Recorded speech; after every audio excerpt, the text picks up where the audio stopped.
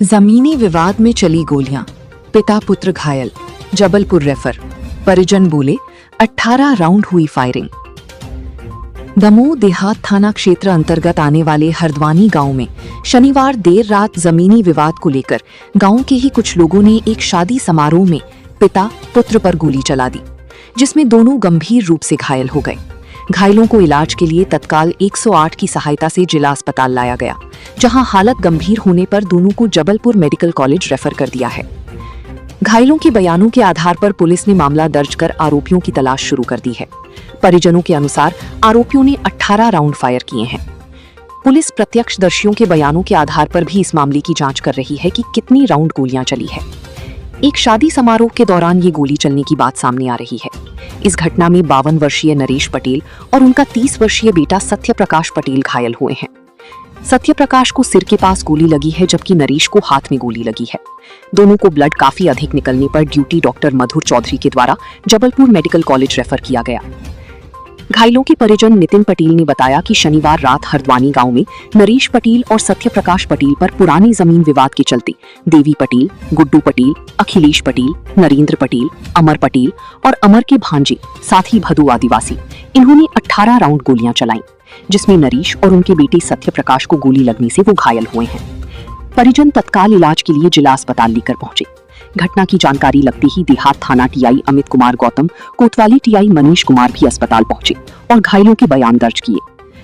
कोतवाली टीआई मनीष कुमार ने बताया कि वरिष्ठ अधिकारियों से सूचना मिली थी कि 2 लोगों को गोली लगने पर इलाज के लिए जिला अस्पताल लाया गया है। घायलों के बयान दर्ज किए तो उन्होंने बताया कि जमीनी विवाद के चलते उन पर ये गोलियां चलाई है। शनिवार रात गांव में एक शादी समारोह था, जिसमें पिता पुत्र शामिल हुए थे। इसी शादी समारोह में वो लोग भी आ गए जिनसे जमीनी विवाद चल रहा था और इसी दौरान आरोपियों ने गोलियां चला दी, जिसमें सत्य प्रकाश को सिर के पास गोली लगी है और नरेश को हाथ में गोली लगी है। पिता नरेश पटेल बोलने की स्थिति में थे, उन्होंने अपने बयान दर्ज कराए हैं, जिसके बाद आरोपियों पर मामला दर्ज कर उनकी तलाश शुरू कर दी गई है। घटना के बाद गांव में सीएसपी के साथ देहात थाना पुलिस पहुंची कर तैनात है, ताकि आगे कोई विवाद की स्थिति न बन सके। प्रत्यक्षदर्शियों से भी बात की जा रही है ताकि पता चल सके कि विवाद में कितनी राउंड गोलियां चली है। आरोपियों की तलाश के लिए पुलिस टीम गठित कर दी गई है, जल्द ही उन्हें गिरफ्तार कर लिया जाएगा। क्या नाम है सर आपका? डॉक्टर मधुर चौधरी। सर कुछ समझ में आया है कितने छर रहे हैं? नहीं, ये तो एक्सरे के बाद पता चलेगा। सत्य प्रकाश को लगी है सिर में और नरेश पटेल को लगी है हाथ में, और भी हम देखे, हम तो मतलब हम देख के एकदम वो हो रहे थे। क्या रिश्ता है आपका इनसे? वो हमारे मामा ससुर हैं, तो मामा ससुर का लड़का है। क्या नाम है आपका? नितिन पटेल। घटना कहाँ की है? हरद्वानी। और उसका जो अखिलेश पटेल है, रेंजर है, उसकी पूरी साजिश थी, क्लियर साजिश थी। वो भी था, मतलब दिखा है लोगों को, बाकी वो भी था और उसी की साजिश थी। उसी ने कैम वो करवा के एक बार और अटैक करवाया था, उसने मार करवाई थी श्याम पटेल पे, नरेश के भाई पे। अभी 4 महीने पहले पुरानी बात है, 4-5 महीने पहले। अखिलेश पटेल का पूरा हाथ, उसमें और भी लोग शामिल हैं, वो होगा खुलासा। आप लोग कितने लोग थे? हम लोग कुछ नहीं, 4 लोग थे।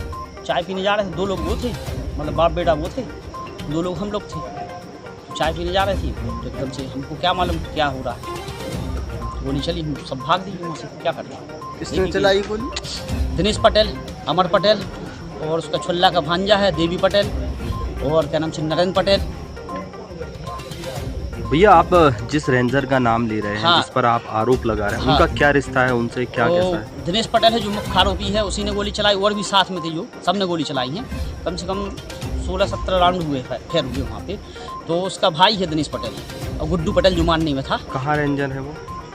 ये मालूम नहीं मुझे कहाँ रेंजर क्या है। और बाकी उसी का पिछली बार भी षड्यंत्र करवाया था उसने पूरा, तो मरवाया था क्या नाम से श्याम पटेल, उनकी चाचा को। सबको मालूम है, पूरे क्षेत्र को मालूम है किसने मरवाया था। लेकिन फिर भी इसके बाद भी खैर ये घटना हुई। सर क्या कंडीशन है?